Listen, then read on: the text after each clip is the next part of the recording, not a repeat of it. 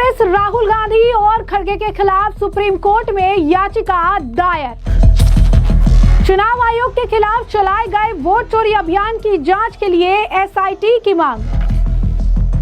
कांग्रेस की मान्यता रद्द कराने को लेकर सुप्रीम कोर्ट में पीआईएल। सुप्रीम कोर्ट में एक जनहित याचिका दायर की गई है जिसमें भारतीय राष्ट्रीय कांग्रेस का राजनीतिक दल के रूप में रजिस्ट्रेशन रद्द करने की मांग की गई। इसके साथ ही पार्टी नेताओं राहुल गांधी और मल्लिकार्जुन खड़गे द्वारा चुनाव आयोग के खिलाफ चलाए गए वोट चोरी अभियान की जांच के लिए एक विशेष जांच दल यानी एसआईटी गठित करने की मांग भी की गई। याचिका में कहा गया कि यह प्रचार अभियान चुनाव आयोग की संवैधानिक अधिकारिता को कमजोर करने के लिए बनाया गया है।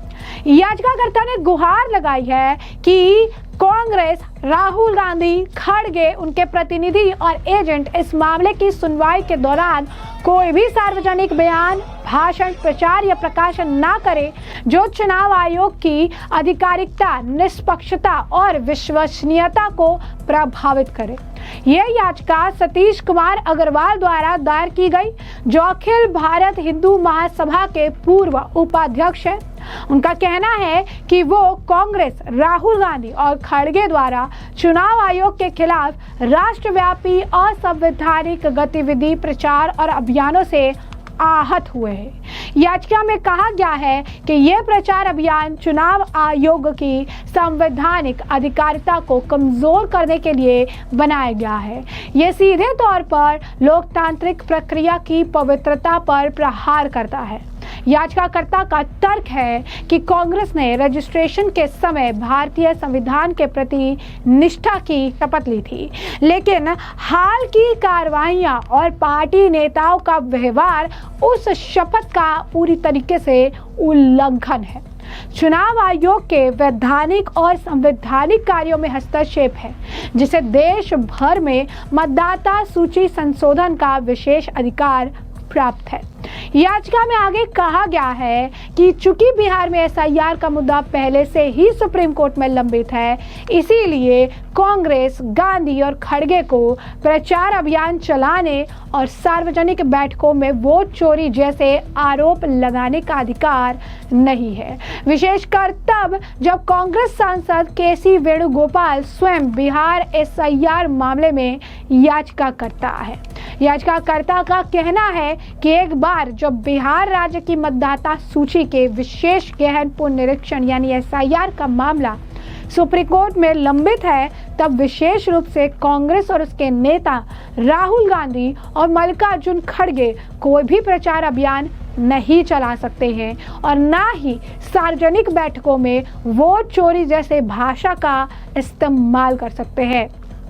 याचिका में आगे कहा गया कि गांधी और खड़गे ने संसद में अपनी सीट ग्रहण करने से पहले जो शपथ ली उसका उल्लंघन किया। चुनाव आयोग को वोट चोर कहना और यह आरोप लगाना कि आयोग केंद्र सरकार के साथ मिलीभगत कर रहा है, भारतीय संविधान के प्रति निष्ठा की शपथ का खुला उल्लंघन है।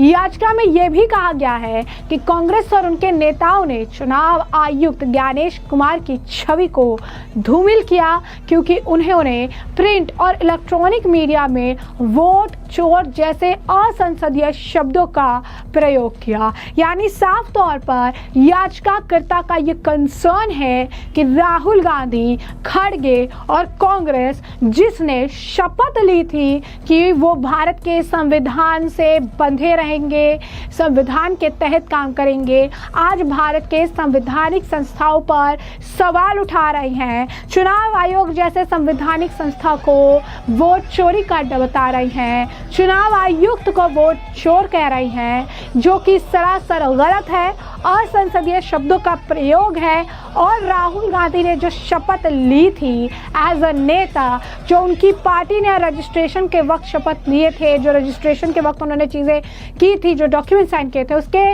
अगेंस्ट ये काम कर रहे हैं, जो सरासर गलत है। आपको बता दें कि राहुल गांधी लगातार चुनाव आयोग को लेकर तमाम तरीके के बयान देते रहे हैं। इनका अब जो है वोट अधिकार अभियान भी ये बिहार में चला रहे हैं। इस दौरान भी चुनाव आयोग पे लगातार हमलावर हैं, लगातार चुनाव आयोग के खिलाफ जहर उगला है। जरा सुनिए राहुल गांधी के कुछ हालिया बयान। पिछला जो चुनाव था, जो हमारा गठबंधन हारा था, वो चुनाव भी इन लोगों ने चोरी किया होगा। ये हर प्रदेश में नरेंद्र मोदी, बीजेपी और इलेक्शन कमीशन मिलकर वोट चोरी कर रहे हैं। और इस बार हमें पता लग गया है, हमारे हाथ में सबूत है, हम बिहार में इनको एक वोट चोरी नहीं करने देंगे। इसीलिए हमने ये यात्रा निकाली है। बिहार की शक्ति इस यात्रा में दिख रही है।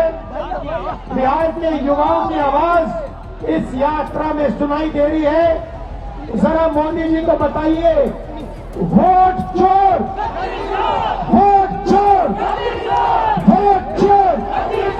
ये जो आवाज है सुनामी जैसे बिहार से निकल आएगी और हर प्रदेश में ये फैलेगी और अंत में पूरे देश में पता लग जाएगा कि नरेंद्र मोदी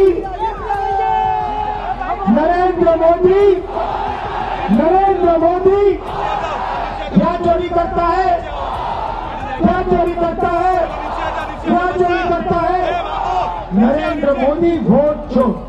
तो जैसे कि आपने राहुल गांधी के बयान सुने, तो साथ ही साथ चुनाव आयोग जो है उसने भी राहुल गांधी पर निशाना साधा था। बिना नाम लिए ही मुख्य चुनाव आयुक्त ने राहुल गांधी की बखिया उधेड़ दी थी और ये कहा था कि हल्फनामा नहीं दिया, साइन नहीं किया तो बेबुनियादी आरोप लगाने का भी आपको कोई अधिकार नहीं है।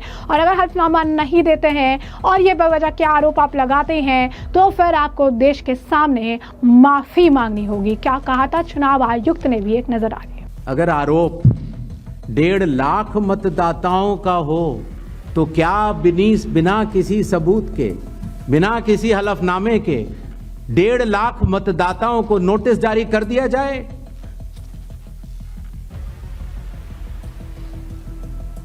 क्या यह न्याय संगत होगा? कानून में न प्रावधान है, न कोई शपथ पत्र है, न कोई एविडेंस है, न कोई सबूत है, तो क्या 1.5 लाख नोटिस जारी करके उन मतदाताओं को एसडीएम के दफ्तर में बुलाया जाए और यह कहा जाए कि आप फर्जी हैं? क्या मतदाता चुनाव आयोग से यह नहीं पूछेगा कि आपके पास क्या सबूत है? आज भी आपके मीडिया में चल रहा है, जितने नाम लिए गए सब एक एक करके सामने आ रहे हैं। और अगर चुनाव आयोग ने उनको नोटिस दिया होता तो हमारी साख गिरती कि बढ़ती? किसी ने सवाल पूछा था तो मैंने सोचा बतलाता चलूं। बिना किसी सबूत के किसी भी वैलिड मतदाता का नाम नहीं कटेगा। चुनाव आयोग हर मतदाता के साथ चट्टान की तरह खड़ा हुआ है। अगर कोई सोचता है कि एक पीपीटी देकर, जो कि चुनाव आयोग के आंकड़े नहीं हैं, चुनाव आयोग ने मतदाता सूची जरूर दी है, लेकिन पीपीटी में गलत तरीके से एनालाइज करना, गलत आंकड़े देना और यह कहना कि पोलिंग ऑफिसर ने कहा है कि इस महिला ने 2 बार वोट दिया है,